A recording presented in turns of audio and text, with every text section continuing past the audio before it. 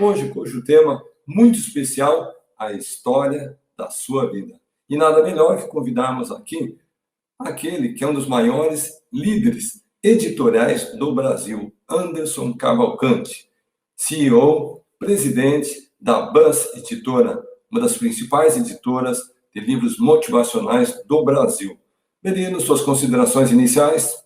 Eu queria rapidamente só fazer uma passagem, porque teve uma coisa que me impactou muito hoje de manhã, Carlos e Anderson, que foi uma mensagem do nosso amigo Luciano Hang, Carlos, sobre como ele pagou 5,5 milhões de reais a mais para um banco, porque ele descobriu que no pagamento de uma dívida contraída em dólares para o banco calculou errado e colocou um valor 5,5 milhões a menos. E eles foram lá, ligaram para o banco e mandaram a diferença, porque ética é uma das matérias fundamentais da Escola da Vida. Eu queria aqui deixar uma homenagem ao nosso amigo Luciano Hang, porque isso é realmente um aluno da Escola da Vida. Não precisa ser relembrado. Você fez a conta, descobriu que estava errado, vai lá e paga. E, nesse caso, pagou 5,5 milhões de reais a mais. Só na Escola da Vida você aprende que, às vezes, você tem que pagar mais caro para poder fazer a coisa certa. E fazer a coisa certa é o que nós ensinamos e inspiramos nossos alunos todos os dias aqui na Escola da Vida. Os meus aplausos para você, Luciano, e você, então, Carlos, pode assumir aqui a lousa virtual para recebermos hoje o Anderson para contar sua belíssima história e trajetória empreendedora das letrinhas. Queridos amigos, conforme nós temos aprendido diariamente na Escola da Vida, você pode ser um empreendedor ou você pode ser um executivo. E, na sua condição de executivo, você pode aplicar princípios de empreendedorismo. Mais cedo ou mais tarde, vai surgir uma oportunidade na sua vida. Você vai abraçar aquela oportunidade e isso vai fazer toda a diferença na sua trajetória profissional.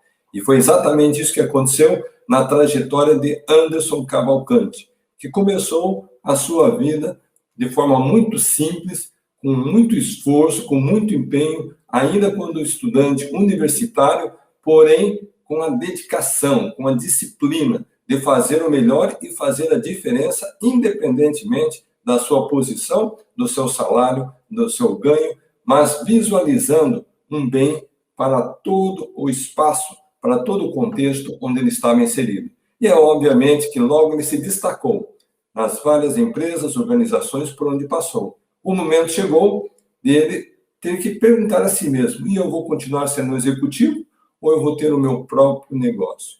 E naquele momento, a luzinha do empreendedorismo brilhou mais forte e ele abraçou o empreendedorismo.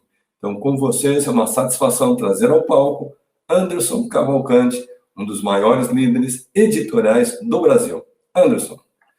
Bom dia, Carlos, Belino. Olha, que prazer, que honra estar aqui com vocês nessa manhã de segunda-feira e estou aqui para contribuir, compartilhar aí um pouquinho dessa minha experiência nesse universo da escrita, né, do conhecimento, que eu já estou aí, eu vou fazer 27 anos que eu trabalho no mercado editorial, mas bom demais estar com vocês nessa manhã. Obrigado aí pelo convite.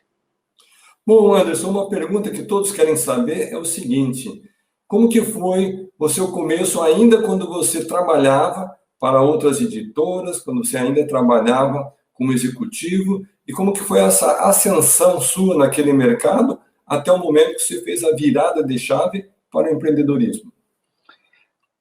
Carlos, a minha história ela é uma história longa, né? Então você vai me cortando aqui de acordo com as falas, tá? Porque você sabe que eu gosto de falar, assim como você, eu adoro uma conversa. Mas assim, eu vou começar um pouquinho lá da origem, né? Eu moro em São Paulo, cresci num bairro, na época chamado Jardim Miriam. Na minha época era o bairro mais perigoso de São Paulo, hoje ele melhorou bastante, é o quarto mais perigoso, né? Já teve uma evolução. E sempre meus pais falavam para mim, ó, você estuda, que é o estudo que vai fazer com que a gente saia da condição que a gente está hoje para uma condição melhor. Então eu sempre estudei bastante mesmo. Mas com 9 anos de idade eu vendia geladinho na rua, né, chup-chup, dependendo da cidade aí, de que as pessoas moram. Com 12, 13 anos eu fazia bico na feira, essas coisas todas, mas aí com 15 para 16 eu trabalhava numa empresa como office boy, e aí minha mãe era empregada doméstica de uma gerente da editora, de uma editora que é a Editora Gente. E aí ela arrumou um bico para ela digitar uma mala direta. Fui digitar a mala direta, essa empresa tinha 10 anos na época, tinha feito uma festa de 10 anos, fui lá fazer um bico, digitar uma mala direta. E ela, para ajudar minha mãe, me ajudar minha família, arrumou uma vaga para mim de office boy. Então eu ganhava um pouquinho mais, registrado. Comecei a trabalhar nessa editora como office boy. Depois de 6 meses eu já era assistente administrativo, fui crescendo. E para encurtar a história, depois de 5 anos eu já era o CEO dessa editora e já tinha me tornado sócio dessa editora. Com 6 anos nessa empresa eu já tinha me tornado sócio. Fiquei lá por 18 anos. Então passei por todas as áreas, né? Desde do office boy, desde a recepção, desde servir o café, desde o estoque, né, fazer contagem, amarração de estoque. Então eu entendi todo o processo, até as partes administrativas, financeiro, editorial e tudo mais. Fui crescendo, me tornei sócio. E essa editora, quando eu era CEO, a gente chegou a colocar na lista dos 10 livros mais vendidos do Brasil, cheguei a colocar 6 livros, né, 6 títulos eram nossos, dentre os 10 da lista dos mais vendidos. E foi um belo desafio, foi muito aprendizado, mas quando chegou em 2011, durante esse período também eu tive a ousadia de querer escrever meu primeiro livro, né? Então em 2002, eu entrei lá em 94, em 2002, no meio de tantos autores, né, nessa indústria do conhecimento, eu tive a ousadia de querer escrever meu primeiro livro. E como eu venho de origem muito pobre, eu escrevi um livro chamado As Coisas Boas da Vida, que falava de você curtir o prazer de tomar banho de chuva, de andar descalço, essas coisas que quando a gente não tem dinheiro, a gente tem que usar a criatividade para viver e para curtir. E esse livro, por incrível que pareça, foi um best-seller, foi para a lista dos mais vendidos. Em menos de um ano eu já tinha vendido 155 mil exemplares, foi lançado em outros países, então foi uma coisa muito, muito incrível.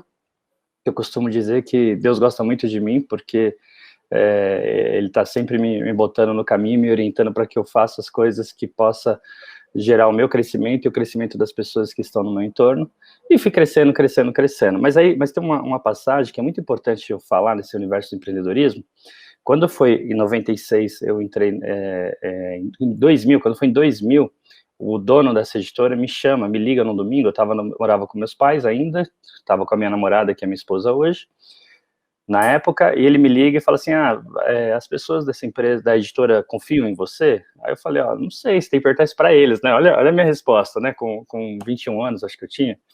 Aí ele falou, você pode vir à minha casa? Aí eu vou na casa dele. E aí na casa dele ele vira para mim e fala assim, olha, eu queria que você assumisse a editora, a partir dessa semana você fosse o CEO, né? Nem tinha esse nome na época, né? Era o executivo, diretor-geral, diretor executivo, acho que era o nome. Da editora, tudo tal. E aí eu volto para casa, e aí ele pega e fala assim, só que é o seguinte, tem uma condição, né, é uma cultura oriental, né, isso era meio do ano, a empresa não estava no seu melhor momento, se você conseguir atingir as metas e reverter o quadro, você continua comigo em dezembro, a gente continua no ano que vem. Se você não conseguir, você não vai mais poder trabalhar comigo. Nessa época eu já era um gerente geral, você não vai poder mais trabalhar comigo, porque eu não posso ter do meu lado alguém que não deu certo.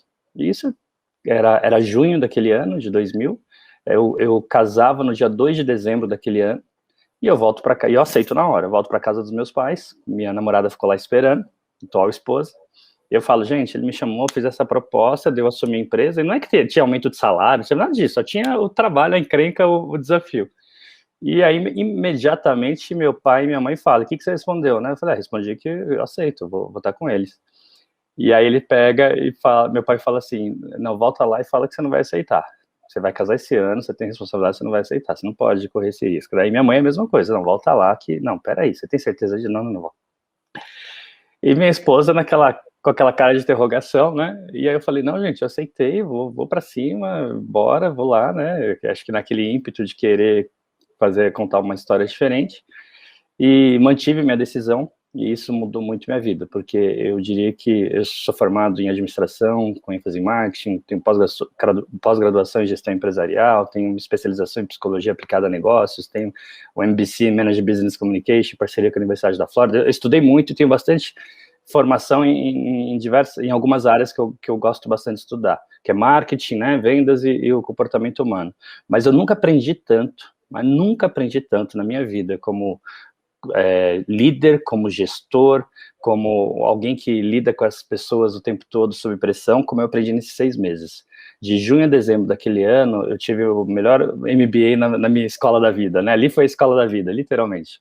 porque ali eu tive que aprender um monte de situações no momento de adversidade, tive que diminuir o tamanho da empresa, mandar a gente embora, contratar outras, e no final do ano a gente conseguiu não só atingir os resultados, reverter o quadro, como superar os números, e aí que eu fui convidado, se eu tinha interesse de comprar, né, assumir uma dívida, na verdade, porque eu comprei para pagar no futuro, né, pagar parceladamente a minha cota de ações, e ali me tornei sócio dessa editora, por onde eu fiquei 18 anos. Essa é só uma da parte da história, Carlos, você viu, né? Bellini, Carlos, você viu que eu gosto de falar.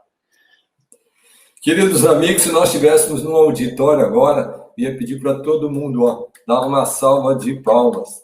E quando eu começo a ouvir essa história emocionante do nosso querido Cavalcante, Anderson Cavalcante, me vem à mente um padrão que você que está conosco diariamente na Escola da Vida já deve ter observado esse padrão. E esse padrão é mais ou menos o seguinte: o garoto de 10, 11, 12 anos vem de uma família humilde, uma família simples, uma família modesta, sem recursos. Aquele garoto é incentivado pelos pais a estudar, estudar, estudar, dar o máximo de si. Mas, simultaneamente, paralelamente aos estudos, aquele garoto ou a garota Rachel Maia, o que eles fazem? Eles vão à luta, eles vão trabalhar. E não é raro, eles vão vender algum produto. No caso do Anderson, foi vender geladinho, chup-chup, seja o nome que você tenha na sua cidade. E foi assim que ele começou a sua trajetória como empreendedor. E mais tarde, ele é contratado. E ele é contratado numa circunstância muito atípica. A mãe era faxineira, trabalhava numa editora. A dona da editora, penalizada com a mãe, resolve dar um trabalho freelance para o garoto se sai bem, de repente ele é contratado como office boy da editora. E é claro que, com essa mente brilhante, baseada no estudo, baseada no empreendedorismo, ele começa a se destacar, a ponto de se tornar aquele gerente geral, o gerente executivo. E daí acontece o que nós dizemos diariamente na Escola da Vida. O sucesso acontece quando a preparação encontra oportunidade. E a oportunidade serviu. Editora Gente, e vocês conhecem, ele não está falando o nome, mas eu vou falar. Roberto Chiniachik e Roseli, são 2 irmãos fundadores da editora. Chegam para ele e dizem: cara, você é bom demais, você é diferenciado, você é líder. Nós queremos que você toque esse negócio e mais tarde ainda seja nosso sócio. Bom, Anderson, um momento de definição, de decisão. Qual que é o rumo da vida que eu vou tomar? Vai falar com pai e mãe, o que acontece? Um balde de água fria. Então, quantas vezes você tem um plano, um sonho, uma meta, você tem um objetivo alto para ser alcançado, e não importa quem seja, aqueles que estão mais próximos a você, de repente, não acreditam, desestimulam, vão dizer que o teu negócio não vai dar certo, que tem muita concorrência, que esse negócio não dá futuro para ninguém, e você tem que ter a habilidade de se blindar contra esses pensamentos, contra essas críticas e contra toda essa invasão, agressão daqueles que não acreditam na sua capacidade de realização. Felizmente, o Anderson disse sim, ele abraçou a oportunidade e mais tarde abraçou uma dívida. Olha só que curioso. Quando foi convidado para ser sócio da editora, ele não tinha grana guardada, mas ele tinha uma grana interna, que era a sua capacidade de realização. E ele apostou nessa capacidade. E, de fato, ele se tornou sócio da editora Gente. Bom, Anderson, eu gostaria que você compartilhasse com todos a nossa plateia, nossa audiência de hoje, como que foi a sua trajetória naquela editora até o ponto de você ter a sua própria editora. Claro. E aí, Carlos, uma coisa importante para compartilhar com as pessoas, né, você que está ouvindo a gente agora, é ficar o tempo todo ligado e atento às oportunidades e aos sinais que estão ao seu redor, né? Quem na época me convidou, minha mãe era empregada da Isla, que era gerente da editora, né? Era empregada da casa dela, era diarista na casa dela e cuidava do filho dela, Luquinhas. E aí, quando ela me chama, às vezes a gente tem uma oportunidade, alguém que está próximo de nós, e ela só eu conhecia a Isla de ir na minha casa, deixar o filho e buscar o filho, deixar o filho de manhã, buscava à noite, ou quando eu ia com a minha mãe limpar a casa dela. E se você não tiver um bom comportamento, não tiver uma boa atitude, as pessoas que estão no seu entorno não vão trazer oportunidade para você. Então tudo começou da visão da Isla, que pegou e me viu lá do lado da minha mãe, ou viu nesses momentos, que me deu uma oportunidade de fazer um bico na editora que ela trabalhava. Olha que coisa maluca, né? Se não fosse a Isla ter tido essa visão, ou me dar essa oportunidade, hoje eu poderia estar fazendo qualquer outra coisa, em qualquer outro segmento, que talvez nem fosse no segmento do livro. Então, acho que é uma coisa importante ressaltar, é o quanto você tem que estar com a sua postura, com muita educação, com muito trabalho, com muito respeito, com todas as pessoas, em todos os ambientes que você tiver. Mas, seguindo ainda na sua pergunta, eu trabalho lá durante 18 anos, e chega uma hora que você começa, eu era sócio, eu era executivo, tinha autonomia, tinha flexibilidade, tinha tudo que as pessoas almejam. Mas chega uma hora que você começa a avaliar e repensar o que você quer da sua vida, e em alguns casos a gente quer, sei lá, parece que a gente quer mais da vida, parece que a gente quer desafios maiores, né? Eu tinha 30 anos, 31 anos, e eu falei assim, poxa, eu preciso fazer uma coisa diferente e preciso montar a minha editora do meu jeito, sabe aquela coisa assim que você começa a querer fazer uma coisa diferente, reinventar ou fazer coisas novas. E aí eu tomo essa decisão de sair. Tive muito aprendizado lá, mas aprendi muito na minha vida, na minha carreira com os dois, foi uma coisa incrível, o quanto eu cresci e aprendi na Editora Gente. O Roberto foi um grande professor e mestre na minha vida, mas aí chegou uma hora que eu peguei e falei, putz, eu quero mais desafio, quero mais encrenca, quero mais problemas, sei lá. Minha mulher perguntava, você tem certeza que você quer sair, né? Um diretor, eu lembro da época da Saraiva, falou assim, cara, mas como assim, você saiu sem rede, você pulou sem rede de proteção nem nada, né? Porque é isso, você saiu de uma condição que você buscou a vida inteira e de repente você quer algo que você também não sabe exatamente o que você quer, mas eu sabia o que eu não queria mais, que era aquilo, né? Por causa da minha visão, os valores, as coisas que eu valorizava naquele momento eram outras, e decidi sair.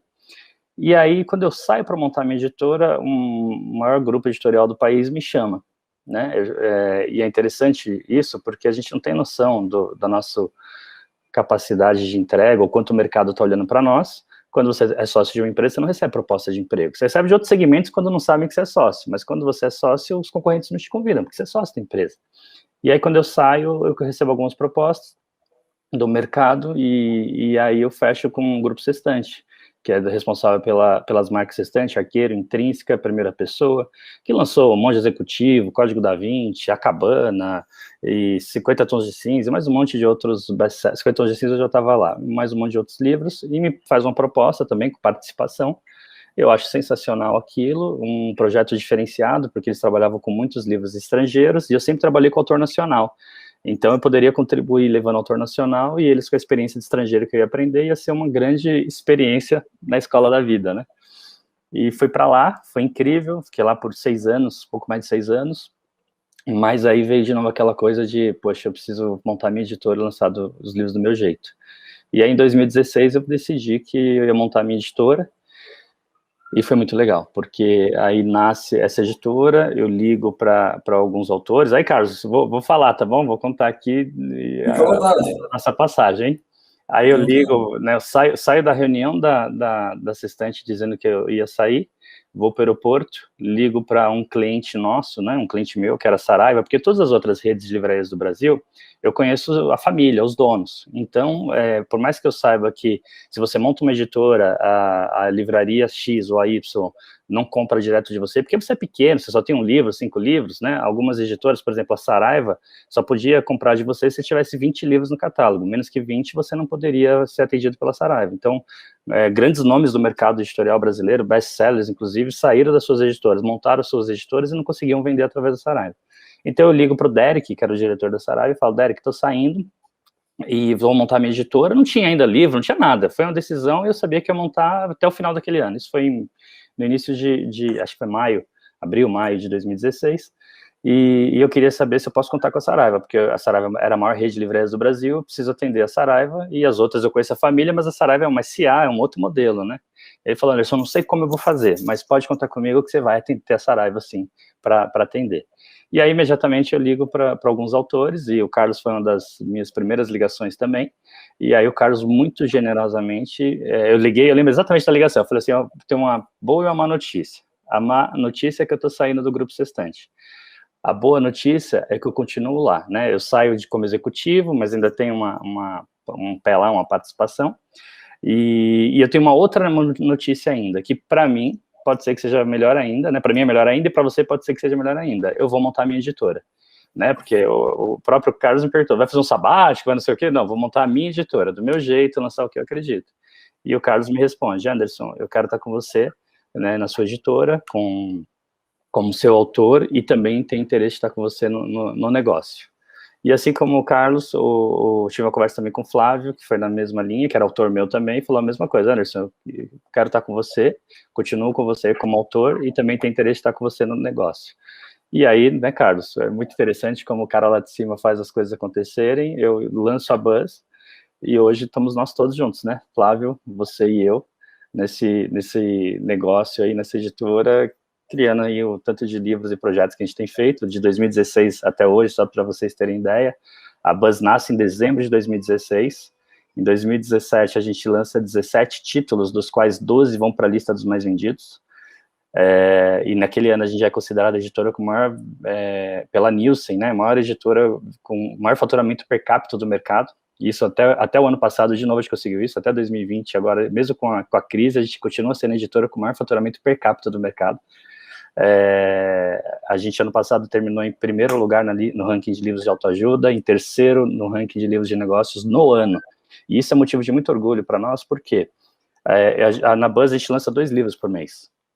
Por que 2 livros por mês? Porque, né, o Carlos, que trabalha como autor meu, né, então a gente pega o texto, trabalha o texto, volta o texto, vai o texto, manda para leitura crítica, volta, a gente faz um trabalho apurado, a capa, a foto, essa foto não ficou boa, outra foto, muda aqui, muda ali, muda... Então, nós somos muito, muito primorosos no que a gente apresenta para o nosso leitor. Então, a gente consegue dar conta de lançar 2 livros com essa qualidade, a gente não quer abrir mão disso, que não é quantidade, é qualidade. Uma das coisas que eu aprendi no mercado é que tem gente que joga boliche, né? Fica buscando strike, tentativa e erro. Eu falo que eu jogo xadrez. Uma pecinha, um nome do livro, uma cor da capa que eu muda todo o jogo. Essa é nosso negócio. E a gente lança esses poucos livros, então imagina, até agora, início agora de 2021, nós lançamos 93 títulos. Em 4 anos, a Buzz lançou 93 títulos no mercado. Se você pega um grupo Sextante, um grupo Record, um grupo Companhia das Letras, essas editoras, antes da pandemia, todo mundo reduziu, mas antes da pandemia, lançavam por mês de 35 a 58 livros, novos livros por mês.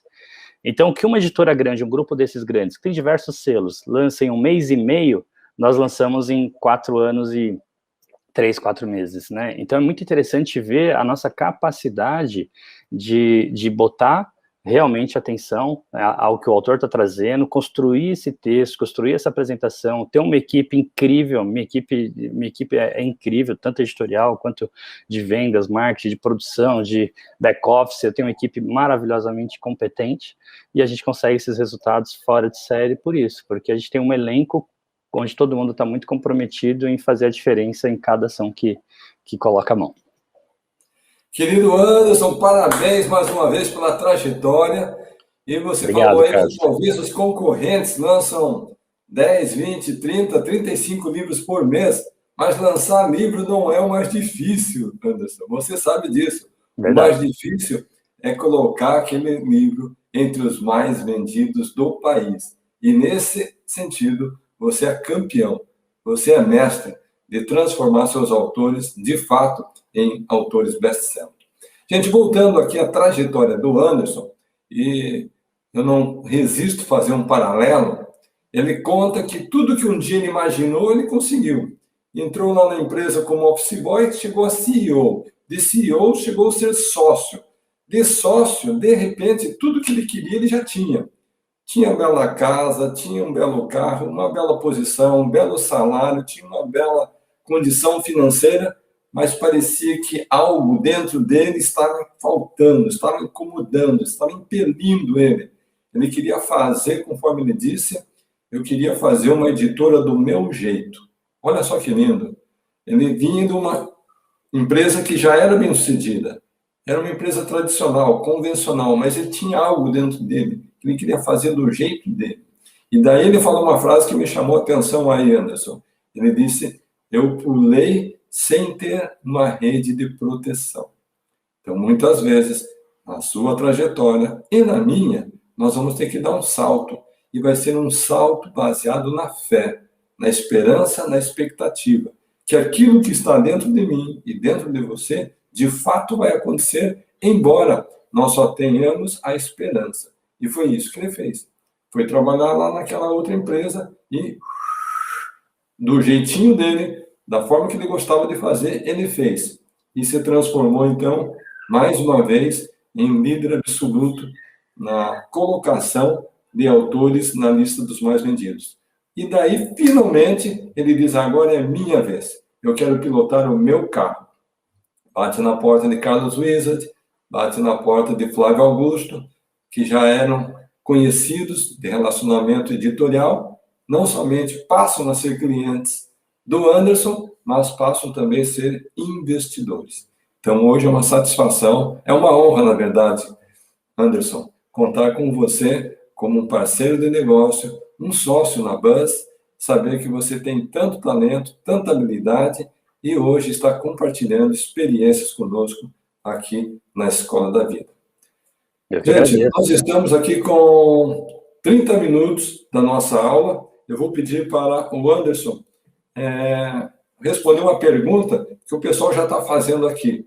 No meio de tantos best-sellers, no meio de tantos livros bem-sucedidos, aqueles que estão conosco na Escola da Vida têm a chance de contar a sua própria história como um novo autor ou não tem, Anderson? Sim, Carlos, claro que sim. Todo mundo tem chance de contar a sua história, todo mundo tem chance de deixar o seu livro, a sua mensagem, deixar o seu legado para o mundo. Agora, uma coisa que eu sempre falo é, qual é o objetivo por trás desse seu desejo de escrever seu livro, né? Ou vou perguntar de uma forma diferente, qual é a sua intenção? Tem gente que quer escrever livro porque, já ouvi de tudo quanto é resposta, tá? O que eu tô dizendo são quase 27 anos nesse mundo, né? Então, assim, por que você quer lançar um livro? Porque eu quero trocar de carro, quero ganhar dinheiro, eu quero trocar de apartamento. Porque eu quero vender palestra, né? Quero ter autoridade. Ou seja, o foco tá nele, tá no desejo, no interesse dele. A chance desse livro virar um sucesso, ela é muito pequena, se é que ela existe, tá? Eu não acredito muito nisso. Talvez você vai falar, Carlos, ou outras pessoas vão falar, isso é muito romântico, tem muita gente que lança só nisso, vende lá no digital e ganha autoridade e tudo mais. Mas aí a gente que pega, compra o livro ali mesmo, pega a lista dos mais vendidos uma semana, coloca lá no site, coloca no currículo que é best-seller, que ele não é, o fato de pegar a lista dos mais vendidos uma semana não é best-seller. E é isso, não é uma carreira consistente. Eu não jogo esse jogo de corrida de 100 metros, eu jogo maratona, é outra coisa que a gente está falando aqui. É igual o Carlos Wizard, que fica na lista dos mais vendidos por anos, né? Eu sou autor, eu tenho 8 livros publicados, já vendi mais de 1.700.000 livros no Brasil e tenho livros em 21 países. O que realmente importa é um dos meus livros que durante 4 anos ficou entre os 10 livros mais vendidos do ano do Brasil. Então esse é um diferencial que eu tenho, eu sou autor e sou editor. Então, o fato de eu conhecer esse mundo pelas duas vertentes faz uma certa diferença pelo resultado que a gente tem alcançado. Então, a resposta, Carlos, que eu daria é, devolveria com 3 perguntinhas para a pessoa pensar. Primeiro, o foco está em você ou está no leitor? Está na pessoa que está lá fora, que está andando agora pela rua, né, que está agora saindo para trabalhar, que está buscando o sustento dela no momento de adversidade como esse que a gente está vivendo? Ou seja, você quer contribuir com essa pessoa? Né, você tem uma resposta para a pergunta que eu sempre faço para meus autores, o que o seu livro vai mudar na vida das pessoas? Né, você tem essa resposta? O foco está lá fora? Segundo, a sua história é uma história de superação, uma história que você ressignificou e que, de fato, tem ensinamentos e aprendizados que possam ser compartilhados, que possam ser multiplicados por outras pessoas, o seu aprendizado, ou é só uma história que você quer contar de algo que você fez? Porque tem histórias que são legais, mas é legal para você contar numa roda de amigos, é legal para você contar num happy hour, num almoço de domingo com a família, mas não é uma história que as pessoas possam pegar, e implantar na vida delas aqueles acontecimentos, né, implementar na vida delas aqueles ensinamentos, de modo que elas possam seguir. Não é isso. Então, sua história tem esse poder, essa força, essa capacidade de contribuir, multiplicar e compartilhar com as pessoas? Precisa pensar nisso, tá bom? O que eu estou querendo fazer aqui é um exercício para você mudar o foco. Né? Não quer dizer que você não tem uma história legal. Todo mundo tem uma história legal. Mas a minha pergunta é, a sua história é tão legal que as pessoas podem se inspirar e se transformar a partir dos ensinamentos que ela vai gerar? Então, essa é uma outra coisa que é importante. Você está sempre consciente. E uma terceira coisa, e mais importante, eu diria, é entender que o livro não é um fim. O livro é um começo. O livro, quando você lança um livro, eu costumo ter uma frase que eu falei lá atrás e que eu gosto muito dela, né? Sabe aquelas frases, Carlos, que você fala e fala, pô, será que foi eu que falei mesmo, né? Mas assim, livros são sementes em busca de almas onde possam germinar.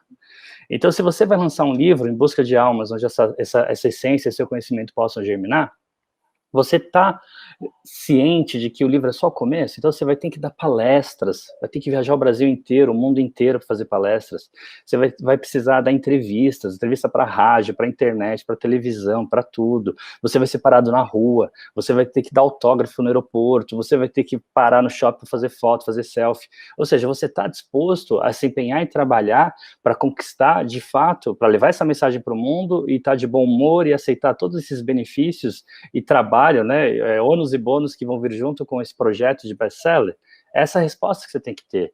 Eu lembro quando eu lancei o Rick Chester, que era o vendedor de água no Rio de Janeiro, o cara carregava 68 quilos de garrafa de água aqui no braço, todos os dias vendendo água na praia de Copacabana, e eu faço a gestão da carreira dele desde o início. E hoje, imagina, já fez palestra em Harvard, né, Orlando, Nova York, Portugal, Japão, Paris, um monte de lugares do mundo, né, a palestra dele não é uma das palestras mais caras do Brasil, é o palestrante que mais faz palestras no Brasil, mas ele me pedia no começo, né, morava num lugar onde o táxi e o Uber não entrava lá no Rio de Janeiro, onde ele morava, e aí ele falava assim, Anderson, pode vender um monte de palestra, me coloca para trabalhar, a gente não tinha vendido nenhuma ainda, e eu falava assim, cara, cuidado com o que você pede, porque eu aprendi uma coisa na minha vida, Deus só sabe dizer sim, mas Deus não diz sim para tudo que você pede, porque não é um pai mimador, Deus diz sim para tudo que você acredita, então se você acreditar nisso, e eu acreditar nisso, e a gente trabalhar para isso, você vai viajar o Brasil inteiro, quem sabe, o mundo, e foi isso que aconteceu. Então, você tem que estar disposto a isso, todo mundo pode contar a sua história, mas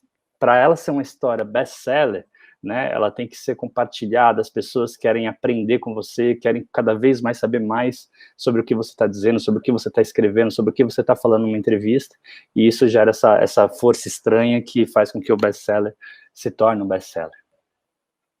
Excelente, Anderson. Agora, certa vez, e muito inspirado no que você acaba de falar sobre essa jornada do herói, que a pessoa não basta apenas escrever o livro, entregar na sua mão, você publica e acabou a história, e o livro não é um fim, mas é um começo. Alguém me procurou e disse, Carlos, eu quero escrever um livro. E eu fiz a mesma pergunta que você, mas por que você quer escrever um livro? E a resposta dele me chocou, Anderson. Ele disse, eu quero escrever um livro para ficar rico. Eu disse, filho, se essa é a intenção de você escrever, não precisa nem ter tempo de começar a primeira linha, o prefácio, a introdução. É isso. Sabe por quê? Eu falei para ele, eu descobri que quem escreve livro não fica rico. Então, quero que você me esclareça agora qual que é exatamente, Anderson, o objetivo de alguém escrever um livro se ele não vai ficar rico. Porque você falou que ele vai ter autoridade, ele vai ter visibilidade, ele vai ter credibilidade, ele vai ter uma série de benefícios. Nem sempre o financeiro vai ser a motivação principal.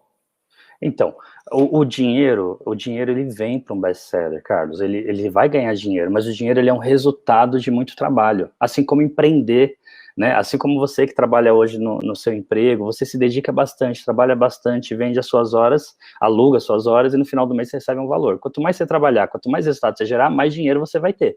Você como empreendedor, mais ainda, e assim por diante. O livro não é diferente, né? Então, vamos pegar aqui o Gustavo Cerbasi, né? Então, Gustavo Cerbasi, Padre Fábio de Mello, Caio Carneiro, todos os autores, Flávio Augusto, todos os autores que eu lancei o primeiro livro, né? Quando eu conheci o Padre Fábio de Mello, era o padre do interior de São Paulo, que não era o Padre Fábio de Mello que todo mundo conhece hoje. É interessante, porque quando eu falo isso, você que está me ouvindo pode falar, lançar o Padre Fábio de Mello é fácil. Não, gente, eu lancei o Padre Fábio de Mello em 2007. Eu levei o Padre Fábio de Mello no primeiro programa de televisão dele, lá na Gazeta, e depois no segundo na Gazeta, e depois no terceiro foi para a Globo, aí o resto é história. Mas não era o padre que vocês conhecem hoje, né? O Gustavo Cerbasi, quando eu lanço e dou o título Casais Inteligentes Enriquecem Juntos, no momento em 2002, 2001, que o Brasil não tinha livro de finanças pessoais, foi um momento muito desafiador. E quando eu lanço Casais Inteligentes na livraria, que eu achei que fosse um best-seller, ele não foi um best-seller. E por que nasceu Casais Inteligentes Esquecem Juntos? Porque tinha saído uma matéria no Estadão dizendo que o segundo maior motivo de separação no mundo era o dinheiro. Falta de dinheiro ou excesso de dinheiro. Olha que maluquice. Primeiro era traição, segundo era dinheiro. E aí eu falei, poxa, se a gente pudesse fazer um livro que diminuísse esse índice, ia ser muito legal. E aí a gente pega o Gustavo Cerbasi, monta o livro, lança o livro e o livro não vende. E aí 1 mês, 2 meses, 3 meses, não pegava a lista de mais vendidos. 4 meses, depois de 9 meses ele pega a lista dos mais vendidos, onde ele fica por 10 anos. Teve muito trabalho, muito trabalho. Aí se você for fazer a conta, poxa, vamos imaginar que até hoje foi vendido mais ou menos aí 1.200.000, 1.300.000 casais inteligentes se esquecem juntos. É um best-seller. 1.300.000 vezes 3, 4 reais é um dinheiro, ele ganhou um bom dinheiro, um bom dinheiro. Só que só de palestras, naquele ano que estourou, só de palestras, na época a gente cobrava 10 mil reais a palestra do Gustavo, depois foi para 12 mil. Teve um ano que ele fez 198 palestras. Você faz 198 palestras a 10 mil reais, dá quase 2 milhões de reais. Só de palestras. Então, o que ele ganhou de livro durante 17 anos, aí 18, 19 anos, ele ganhou quase que todo esse valor, metade desse valor, só em 1 ano de palestras. Aí você imagina 19 anos, aí 20 anos de palestra, aí você imagina publicidade, propaganda, você imagina todas as outras coisas. Teve filme, né, Até que a Sorte Nos Separe, do Leandro Hassum, baseado no Casais Inteligentes Se Esquecem Juntos, que foi o recorde de audiência de cinema naquele ano, e assim por diante. Então, o livro, você ganha dinheiro com o livro, sim, mas, e o mais legal, Carlos, é o menor dinheiro, o livro é o menor dinheiro, porque todos esses outros negócios, palestra, publicidade, que estão no entorno do livro, são valores ainda muito maiores do que o livro, né? Agora, o ponto é, qual que é a sua intenção? Quando o Gustavo lança o livro dele, é muito interessante, ele chega para o professor, ele é da USP, ele chega para o reitor dele da USP e entrega o livro pronto, porque ele sabia que se ele falasse para o professor antes, o reitor dele não ia deixar ele publicar o livro. E ele conta essa história, é emocionante, ele entrega para o reitor dele da USP o livro, o reitor olha para a cara dele e fala, dá tempo de recolher esse livro? Essa é a pergunta. E ele banca, não. E muda a vida dele, ele podia estar hoje ganhando lá os, sei lá, 150, 200 reais por hora a aula, e hoje ele cobra X mil reais por uma palestra dessa mesma 1 hora. São decisões que você toma na vida, mas a intenção dele era levar para o mundo um conhecimento sobre educação financeira. E assim, se a gente pegar outros autores, o Seja Foda, né, por 2 anos, o livro mais vendido do Brasil de negócios. Mesma coisa, eu conheço o Caio lá com 27, 28 anos, novinho, 28 anos acho que tinha, e aí ele vem com uma ideia de escrever um livro, a gente senta, discute, pensa a estratégia, pensa qual é a intenção. Eu tive umas 2, 3 conversas com o Caio, fiquei uma tarde inteira num café com ele em São Paulo, com a esposa dele, já era esposa dele, entrevistando ele, fazendo um monte de pergunta. Ali a gente nasce o roteiro do livro, ali escreve o livro, a gente reescreve 7 vezes. O Seja Foda não foi que escreveu e lançou, não. Veio, mexeu, volta, vai, volta, aí lança, aí tem aquela coisa, vamos lançar um livro com palavrão na capa, sim ou não? Né? É uma ousadia, é o lado da ousadia que a gente tem que ter também. Podia ter dado tudo errado, a gente foi o primeiro livro com palavrão na capa, a gente criou uma solução estratégica, né? Era um acróstico, né? Então o foda é feliz, otimista, determinado e abundante, mas na capa seja foda, não tem jeito. E aí o livro vira uma onda, um monte de gente lançando livro com palavrão na capa, e a gente vende mais de quase 1 milhão de livros, e 2 anos o livro mais vendido do Brasil, ou seja, a intenção era se colocar numa vitrine de vidro para provocar as pessoas para elas caminharem na direção da sua própria transformação e crescimento. Essa é a intenção. E como consequência disso, sim, você ganha dinheiro com livro, ganha dinheiro com palestra, ganha dinheiro com um monte de outras coisas. Agora, as pessoas que eu conheço que chegam com esse desejo de ganhar dinheiro, ela não está disposta a reescrever o livro 7 vezes. Ela não está disposta a ficar de madrugada no aeroporto porque tem que pegar um voo cedo para fazer uma palestra no outro dia. Ela não está disposta, ela não está disposta a pagar o preço. Então, quem está disposto a pagar o preço, quem se dedica, tem humildade para mexer e transformar o texto e crescer cada vez mais, essas pessoas têm tudo para ter sucesso, contarem sua história e, por que não, estarem na lista dos mais vendidos, dos best-sellers, dos palestrantes mais contratados do Brasil e fazendo publicidade também. Anderson, vou compartilhar com você algo que aconteceu comigo, que eu acho que é incrível, e eu acho que tem muito a ver com o que você acaba de falar, que o recurso financeiro finalmente virá, embora não seja ele o valor mais significativo, mas são outros elementos de valor também agregado que vão te trazer um retorno ainda maior como autor. Eu, Carlos Wieser, monto uma das maiores redes de ensino de idiomas do mundo, já sou empresário bem-sucedido e não tenho livro nenhum. Tudo bem? Tudo bem. Até que o dia eu resolvo lançar Desperte o Milionário que há em você.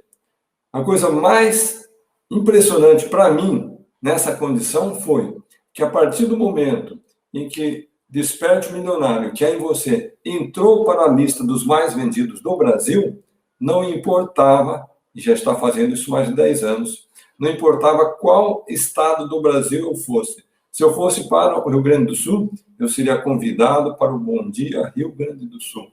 Se eu fosse para Santa Catarina, eu seria convidado pela Globo no Bom Dia Santa Catarina. Se eu fosse para Curitiba, eu iria ser convidado para o Bom Dia Paraná. E assim em cada estado do Brasil. Ou seja, eu era o mesmo Carlos Wieser, eu era o mesmo empresário, eu era o mesmo empreendedor bem-sucedido, mas o livro me deu autoridade, me deu credibilidade, me deu propriedade, me deu visibilidade, que antes, apesar do sucesso, apesar da trajetória, digamos assim, de destaque, de liderança, eu não tinha essa abertura. Então, acho que esse, sim, conforme citou o Anderson, são valores difíceis de você imaginar, né? Se você tiver 10 entrevistas na Globo, em termos de visibilidade, de credibilidade, o que significa isso para todos os teus negócios? É difícil mensurar. Bom, Anderson, nós estamos quase chegando ao final da nossa aula da vida, nossa Escola da Vida na aula hoje, História da Sua Vida, e eu gostaria de fazer aqui um lançamento, se você me permite. Eu acho que nós podemos fazer uma história brilhante. Sabe por quê? Na semana passada, nós lançamos na Escola da Vida a possibilidade dos nossos queridos participantes do nosso programa diário de empreendedorismo se tornarem embaixadores da Escola da Vida. E acredite em você, gente, agradeço de coração. Somente nesse final de semana, nós recebemos, através do Letícia@escoladavida.com.br, mais de 200 solicitações de candidatos interessados na sua cidade ser um embaixador da Escola da Vida. E eu e Belino, juntamente com Letícia e Galdino, e os demais membros que compõem a nossa Escola da Vida, estamos fazendo passo a passo, e você, nos próximos dias, vai receber todos os pré-requisitos do que é necessário para você, de fato, ser um embaixador ou embaixadora na sua cidade. Mas o que eu gostaria de propor aqui, Anderson, e claro que fica aí a seu critério, você que é o nosso editor-chefe. Dia 1º de abril, nós vamos anunciar, desculpe, gente, 1º de abril, vamos pensar que é mentira. Dia 1º de maio, nós vamos lançar oficialmente o anúncio daqueles que serão os embaixadores da Escola Vida neste ano. E eu gostaria de propor, Anderson, de nós selecionarmos em 2022 os 22 embaixadores ou embaixadoras que são o top 22. E daí nós vamos entregar a história de sucesso deles nas suas mãos e você vai escrever a história de sucesso desses top 22 embaixadores da Escola da Vida. O que você diz disso, Anderson?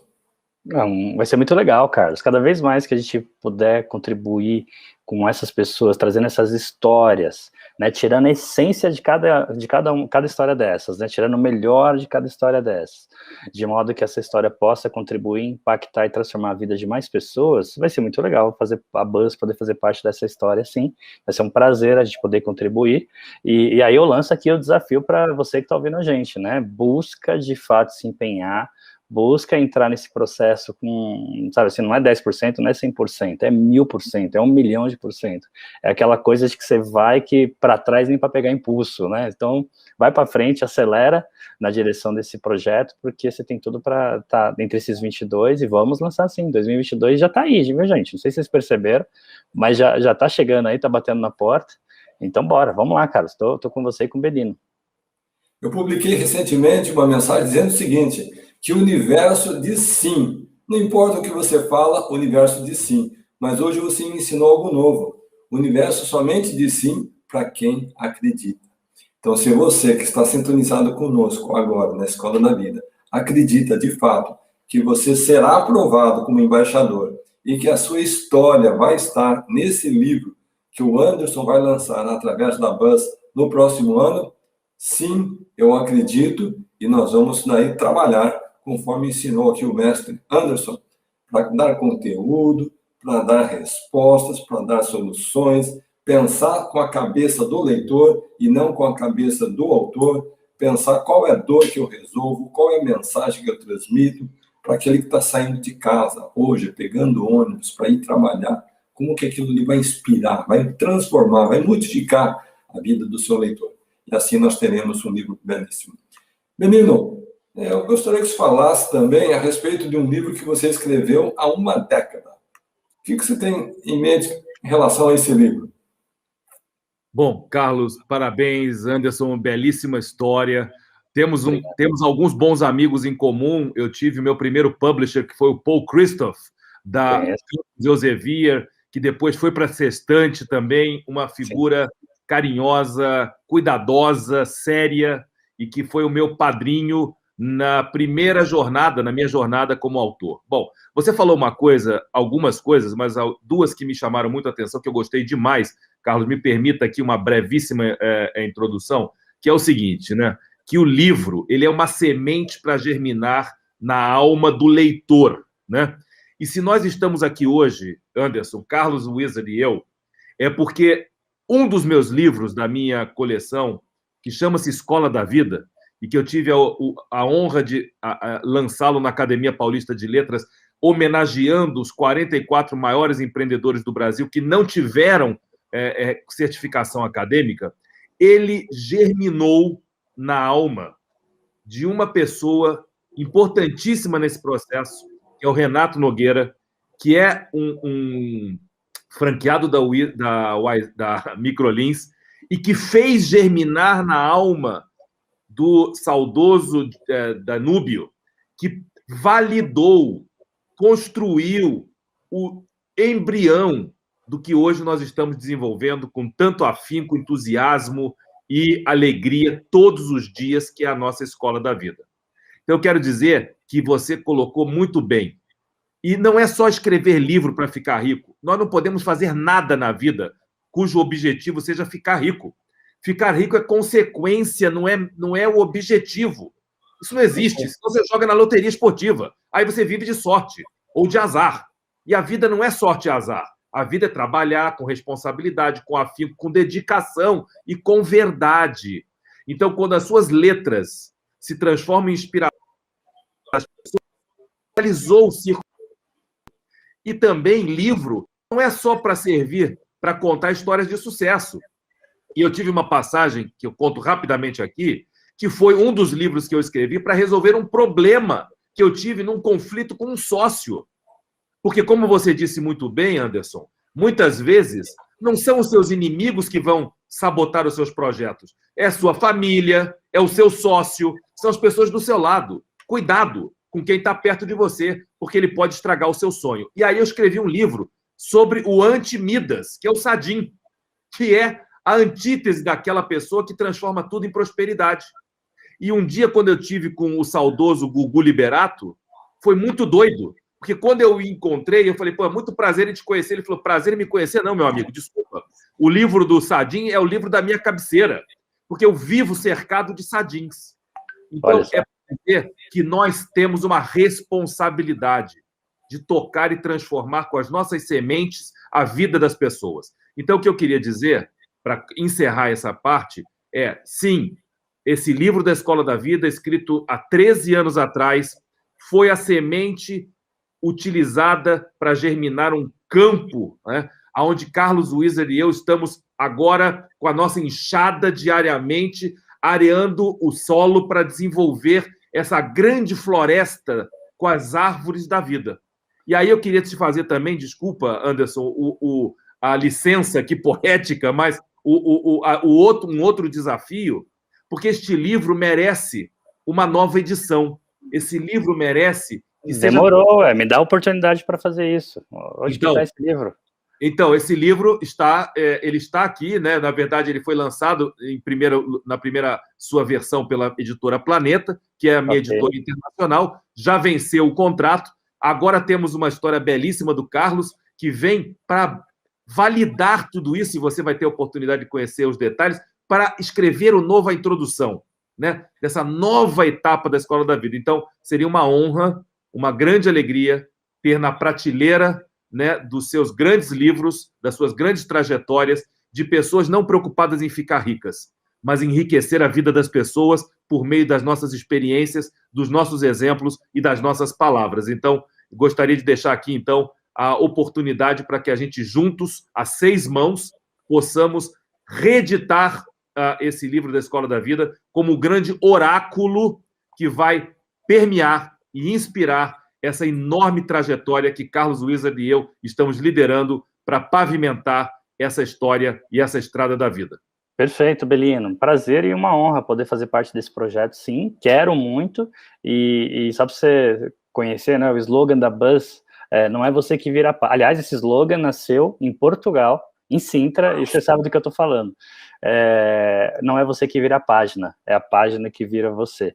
E essa é a ideia. Né? Cada vez que a gente publica um livro, cada vez que eu edito um livro, eu sempre digo para mim, esse livro tem que mudar algo na cabeça do leitor. Quando a pessoa terminar de ler um livro nosso, ela tem que pensar diferente, ter uma atitude diferente, ter uma visão diferente, tem que mudar algo na vida dela. Se não mudar nada, a gente errou na mosca, eu costumo dizer isso.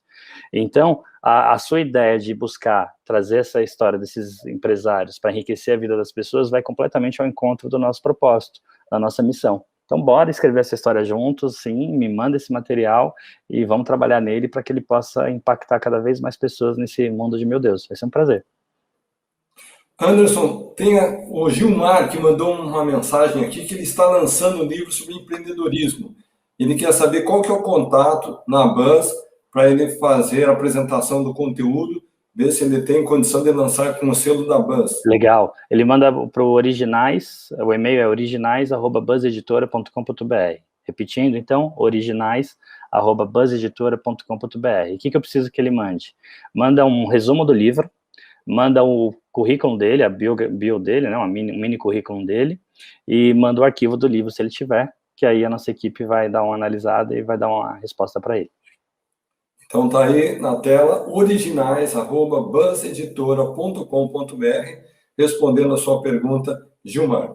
Queridos amigos, queridas amigas, foi mais uma aula sensacional. Fiquei muito tocado com todo o conhecimento compartilhado por Anderson Cavalcante, mais uma vez, um dos principais líderes editoriais do país e que a partir de agora sai da Escola da Vida com 2 missões. Primeiro, dar uma roupagem nova para esse rico material chamado Escola da Vida, na sua versão mais moderna, mais atualizada e mais atraente. E a missão 2 é aguardar 22 top embaixadores ou embaixadoras que participarão dessa edição de 2022, embaixadores da Escola da Vida.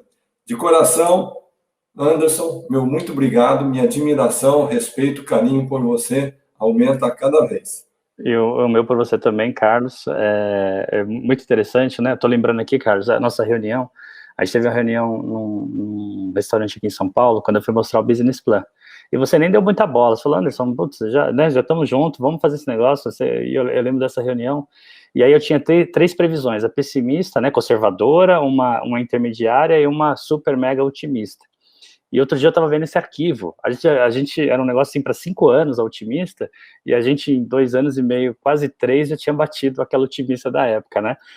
E só para mostrar para as pessoas como que a gente às vezes apresenta um número achando que está algo tão distante da gente, e se você acredita nisso, se você trabalha bastante, o Paulo Coelho já falava, né? O universo conspira a seu favor. Então, muito legal. Obrigado pelo carinho. Eu queria só pedir para as pessoas sempre buscarem na vida dela 3 coisas, né? Sempre tem algo por fazer, alguém para amar e algo por desejar. algo por fazer, todo dia acordar para fazer alguma coisa, se for cuidar de um filho, se for trabalhar no que você ama, se for cuidar das flores do jardim, não sei, mas faça todo dia uma coisa onde você possa se sentir útil. Segundo, alguém para amar. Barato da vida é você chegar de qualquer lugar que você chegar, olhar para o lado e ter alguém junto com você para você poder curtir o sabor da vitória e ter um ombro na hora das derrotas também. E terceiro, algo por desejar. E qualquer empreendedor, qualquer ser humano no Brasil e nesse mundo tem que ter sempre algo por desejar. É buscar a próxima montanha que você quer conquistar, é o seu sonho, é aquilo que faz você todo dia acordar mais cedo e dormir mais tarde, porque você está buscando realizar algo na sua vida. Beijo no coração de vocês. Belina, obrigado, Carlos.